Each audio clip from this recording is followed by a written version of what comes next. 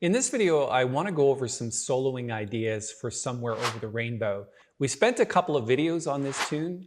I've put together an arrangement for the head section, which is a reharmonization, and I hope you get a chance to download that. I'll put a link to it a little bit later so you can do that.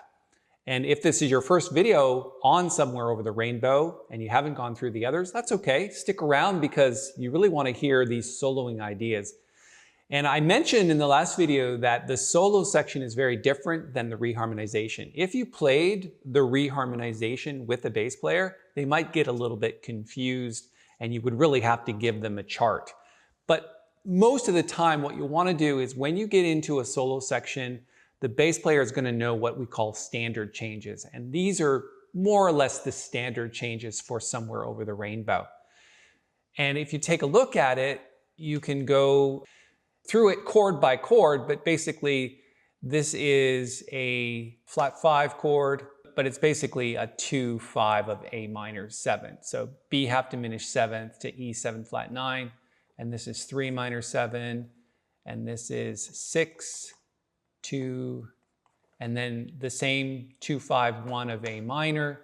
So there's a lot of repetition going on in here, and that's what's good about standard changes is there's not too many chords that becomes overwhelming. So how do I approach something like this? Well, my first thought is flow.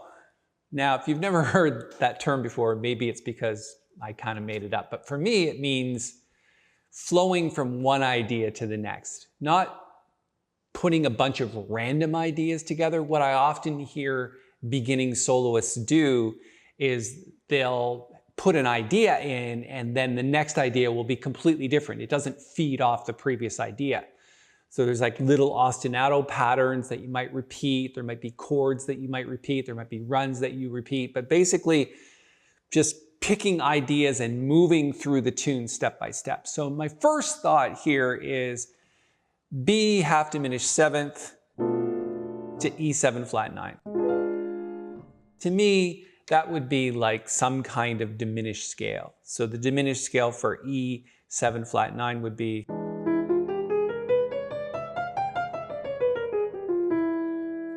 I can write that out for you, but I have other videos that talk about diminished scales. I'll put a link to one of those videos up here in the corner so you can check that out. But for now, let's just think about, because the melody is going like this.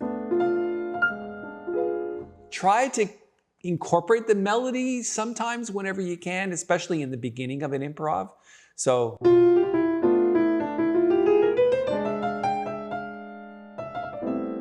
what did I do there? I just basically started playing a B half diminished 7th chord. Got the melody in there.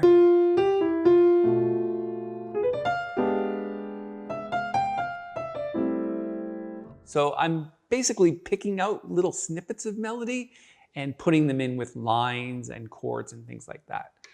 So think in this section, diminished scale. Might be easy to do that.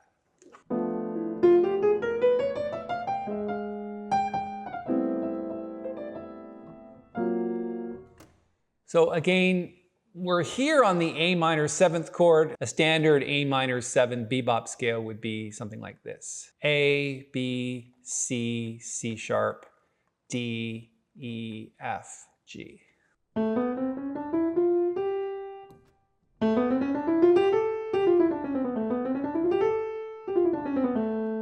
Okay, so from the B half diminished 7th,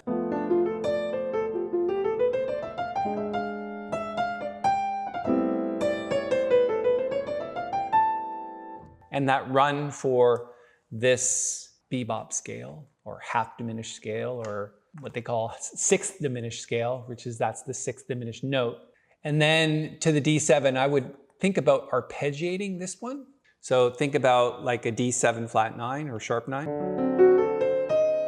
So F sharp, A, C, and E flat. And because before that we played a scale, now we want to do a little arpeggiating. So from the B half diminished 7th.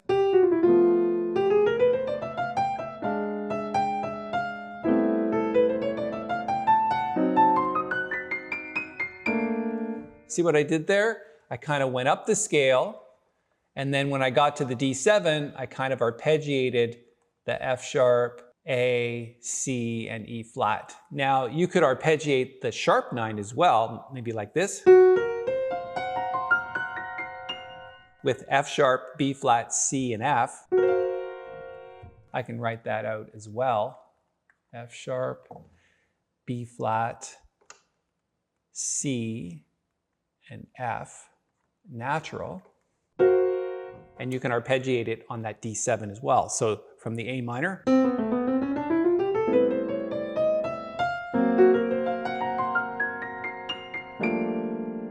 Now, when I'm playing ballads, I'm not really thinking, 8th notes, 16th notes, 32nd notes. That thought process doesn't even enter my head. It's more like, what's the most appropriate scale or chord to play at that moment? And I'm just sort of giving you some ideas, but you can't really think about, well, we should arpeggiate it in 16th notes. You're just filling space in the ballad. So let's try it one more time from the B half diminished 7th.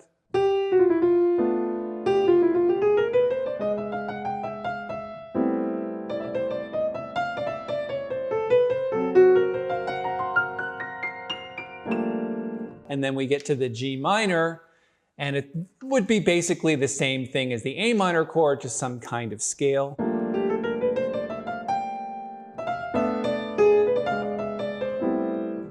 So when you see two chords really close together like this is a 2 half diminished 7th chord to 5, 7 flat 9 to A minor 7. When you see those really quickly together, think about arpeggiating that. So maybe it could be like the B minor 7 flat 5 chord, where you've got 16th notes, and then we're picking up from there. From the F, A flat, B natural, and D, right?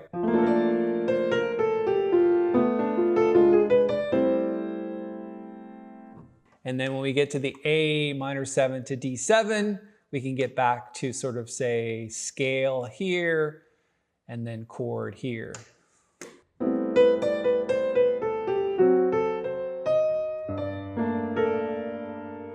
Now, interestingly enough, you've got here 3 minor chords in a row. That's an opportunity to start repeating motifs. So you might do something like this.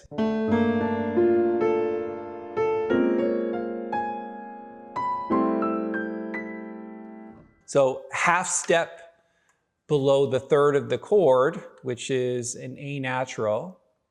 So again, let's do treble clef down here, where we've got really low down here. We've got an A natural to the B flat, and then just B flat, D, F, and A. And then when you get to the B minor chord, same thing. Go half step below the third of the chord. So you got C, B flat, F, A flat, and then B flat on top, or sorry, D flat on top. Whatever, doesn't really matter.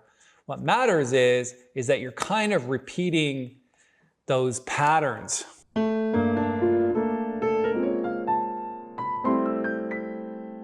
Now that sounds a little bit disjointed, but if you tried to fit them all together, it would sound something like this.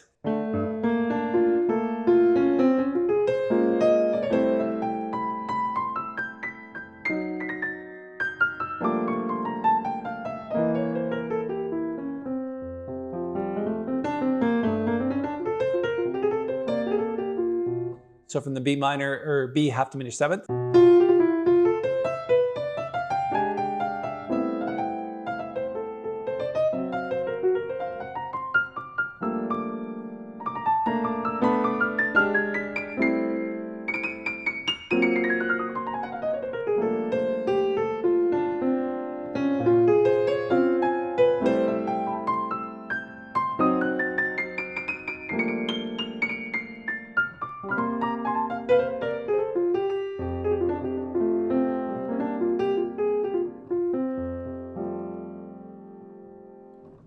Okay, I think it would be a good idea for me to play a solo for you now. So that's what I'm going to do. I'm going to play a solo. If there's anything in this solo that you'd go, okay, that's really something I'd like to learn more about, all you need to do is pick wherever it is in the timeline, like, you know, the 8-minute, 9-second mark or whatever it is. Just kind of pick that and go, hey, Paul, I'd like to learn a little bit more about this section. So let me play just some kind of random solo for you based on some of the ideas that I've given you here. And I'll play that solo, and then when I come back, I'll post a link to this arrangement, the sheet music that I made, the reharmonization, and then I'll say goodbye. So let me play it for you now, and then we'll come back.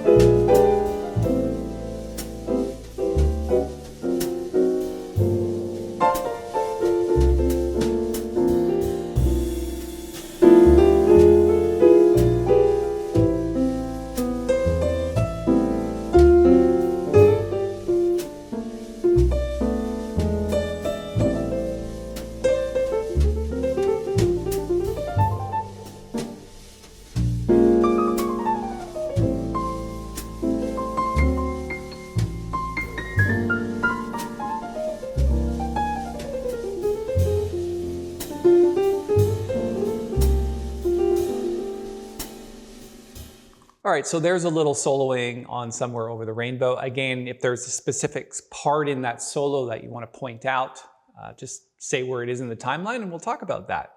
Okay, let me post a link to the sheet music arrangement up here in the corner. It's going to include not just the reharmonization that I did, but also these chord symbols, which are the standard changes for Somewhere Over the Rainbow, so that you can practice soloing. And I'm also In that link can give you access to the backing track, which is the bass and drums that I just played with. So that'll be fun for you to play along with the bass and drums and get a good feel for this tune. All right, that's it for now. If you liked the video, give it a thumbs up.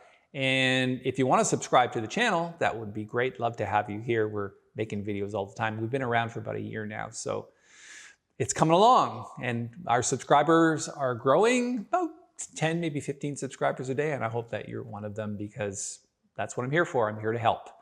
Thanks for your time. We'll see you in the next video.